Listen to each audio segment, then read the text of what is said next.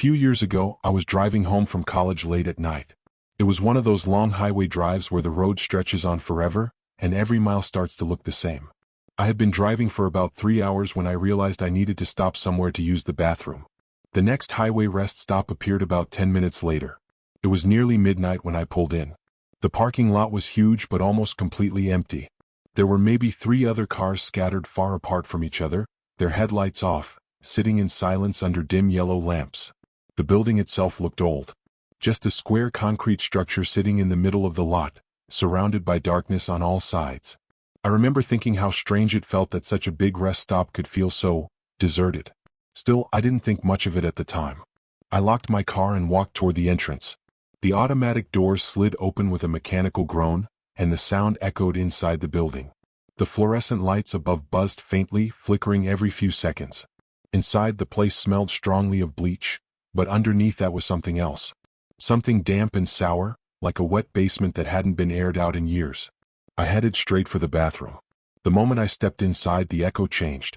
Every movement bounced off the tiled walls and floor, making the space feel bigger and emptier than it actually was. There was no one else in there. No voices. No running sinks. Just silence. For some reason I chose the very last stall. I think it was because it was furthest from the door. Something about the emptiness made me want to be out of sight.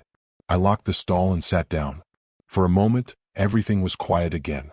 Then I heard the door open. The sound echoed loudly in the bathroom. A few seconds later, footsteps began crossing the tile floor. They were slow, deliberate.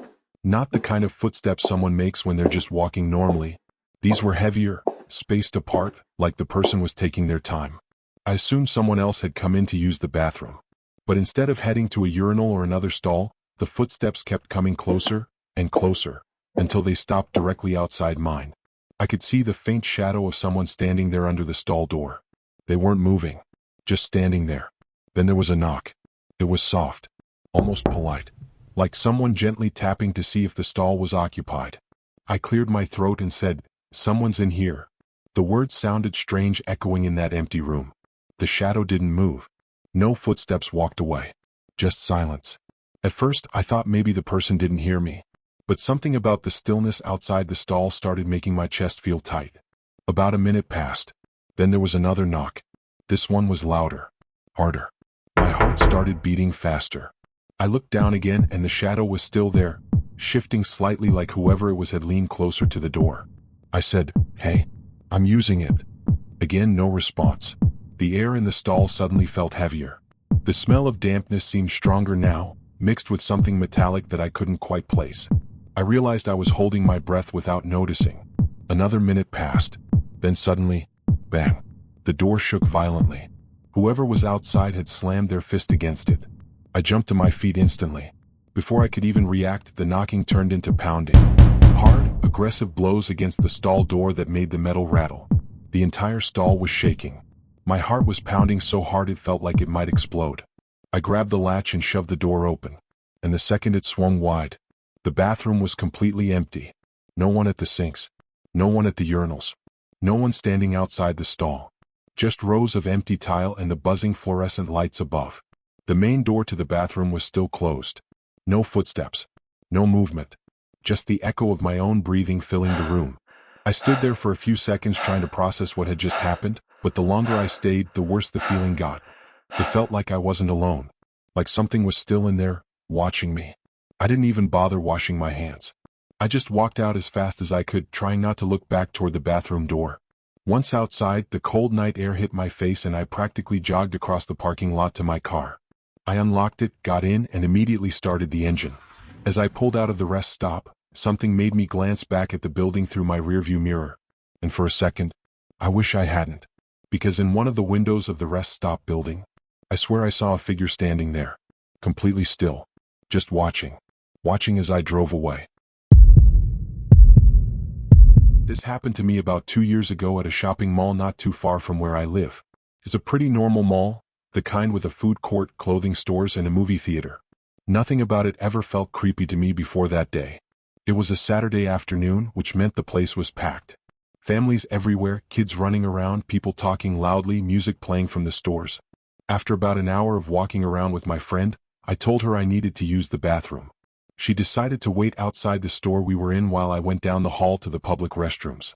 The moment I stepped inside, the noise from the mall faded almost instantly. The bathroom was surprisingly quiet compared to the chaos outside. The only sounds were the low hum of the fluorescent lights and the occasional blast of a hand dryer going off somewhere near the sinks. The air smelled strongly of cleaning spray mixed with different perfumes people had been wearing. It was that strange combination you always notice in public bathrooms. There were about 6 stalls in a row, all of them closed. I didn't think much of it at first. Maybe they were occupied. I walked over to the sink to wash my hands first because they felt sticky from touching door handles and railings around the mall. The mirror stretched across the entire wall above the sinks, reflecting the stalls behind me. While I was rinsing my hands, I happened to glance up at my reflection. That's when I noticed something strange. In the mirror, one of the stall doors behind me looked slightly open. Not wide open, just cracked enough that you could see the dark gap between the door and the frame. But something about it didn't look right. Without really thinking, I turned around to look. Every stall door was completely closed. All of them. I stood there for a second, confused, then turned back toward the mirror again. And there it was. That same stall door in the reflection. Slightly open. At first, I assumed it had to be some weird trick of the angle I was standing at. Maybe the reflection was just catching the door differently. So I shifted to the side a little and looked again.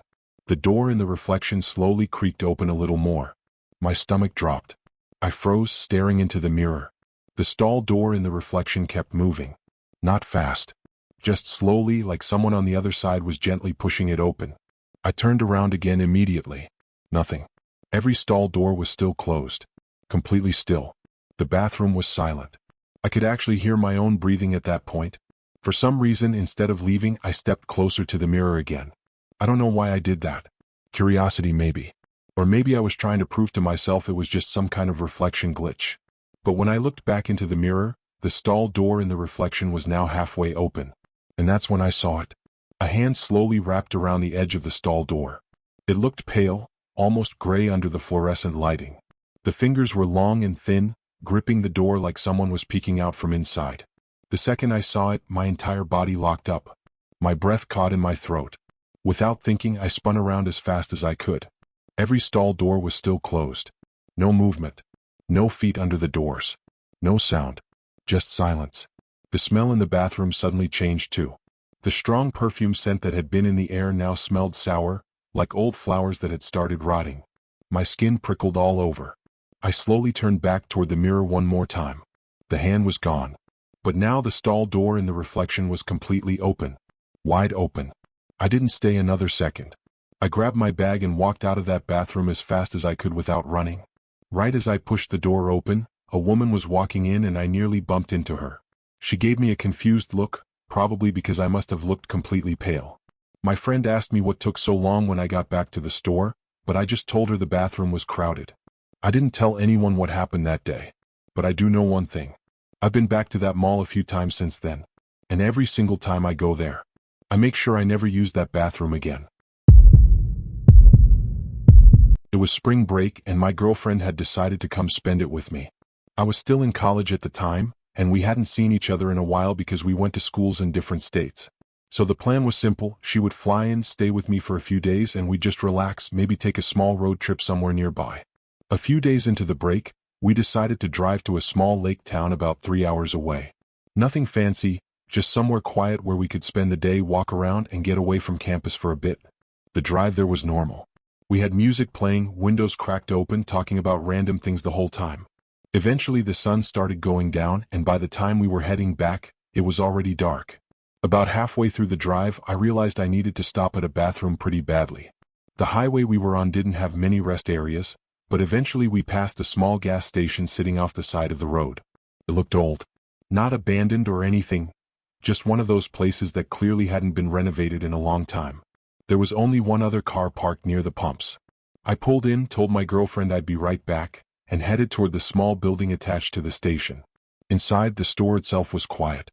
A tired-looking clerk sat behind the counter watching something on a small TV mounted in the corner. I asked where the bathroom was and he pointed toward a hallway near the back. The moment I stepped inside the bathroom, I could tell it wasn't in great shape. The tiles on the floor were cracked and uneven. There was a faint smell of disinfectant mixed with something sour, like the place had been cleaned recently, but the odor underneath never really left. Above me, a single fluorescent light buzzed softly. There were 2 stalls. I stepped into the far one and was just about to lock the door when I heard the main bathroom door open behind me. Heavy footsteps entered the room. They were slow and slightly dragging. The kind of steps someone makes when they're either tired or taking their time. At first I didn't think much of it. I figured someone else had come in to use the bathroom. But the footsteps didn't go to the other stall. They stopped right outside mine. I froze for a second, waiting to hear them move toward the sink or the other stall. They didn't. Instead, I heard breathing. Slow, deliberate, close enough that it sounded like whoever it was standing just inches away from the door. My stomach tightened instantly. I cleared my throat loudly, hoping that would signal the stall was occupied. The person didn't move. The breathing continued. Seconds started stretching longer than they should have. The silence in that small bathroom suddenly felt suffocating.